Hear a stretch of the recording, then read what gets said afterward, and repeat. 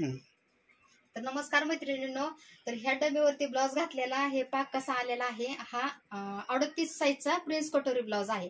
तर हे आरी वर्क केलेला ब्लाउज आहे, किती छान पैकी आलेले आहे आरी वर्क, हे पहा तुम्ही बघू शकता। आणि ह्याची फिनिशिंग पण कशी आलेली आहे, तर ह्याचा मी स्टिचिंगचा व्हिडिओ तुम्हाला अपलोड होईलच लवकर, ते तुम्ही कंटिन्यू पहा। आणि ह्याच्यावरती फिनिशिंग कशी आलेली आहे, ह्याचा मुंडा पहा कसा आलेला आहे, ह्याच्यावरती परफेक्ट अशी स्टिचिंग। आणि हे रेडीमेड पॅटर्नवरची कमाल आहे, हे पहा ह्याच्यावरची पाठीमागली डिझाईन किंवा ह्याच्यावरती बसणारी फिनिशिंग, उंची ह्याची। आणि तुम्हाला जर माप घ्यायला येत नसेल तर तुम्ही काय करायचं, जुन्या ब्लाउजवरती माप घ्यायचं। पॅटर्न जर तुम्हाला तयार करायचे असतील ना, तर हे पहा मी असे माप घेऊन सांगते तुम्हाला। तर ह्याची हो का 15 उंची आहे पाठीमागे, ह्याची छाती दाखवते तुम्हाला पहा, असं माप घ्यायचं ब्लाउजचं। 36 साईजचा ब्लाउज आहे आणि परफेक्ट कटिंग आहे रेडीमेड पॅटर्नवरती, त्याच्यामुळे काही अडचण नाही।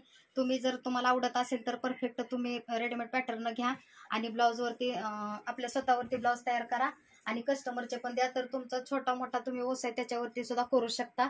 तर मी एवढंच सांगते तुम्हाला की जे कोणी ताईंनी रेडीमेड पॅटर्न घेतलेले आहेत त्यांनी पण कमेंट करून अवश्य सांगा की त्यांना कुठे ब्लाउजमध्ये कुठे अडचण आलेली आहे, ते मी तुम्हाला परफेक्ट सॉल्व्ह करून देईल।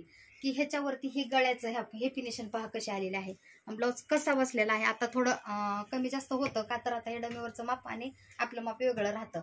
तर हे आरी वर्कचं आहे, मी कसं तयार केलेलं आहे त्याचा व्हिडिओ तुम्हाला येईलच। आणि जरी तुम्हाला रेडीमेड पॅटर्न घ्यायचे असतील ते सुद्धा तुम्ही कमेंटमध्ये सांगा की तुम्हाला कुठल्या साईजचे पॅटर्न घ्यायचे आहेत ते, आणि पूर्ण पत्ता द्या आणि किती घ्यायचे ते पण सांगा, तुम्हाला ऑनलाईन भेटून जातील। तर माझा व्हिडिओ कसा वाटला कमेंटमध्ये नक्की सांगा, लाईक करा, शेअर करा।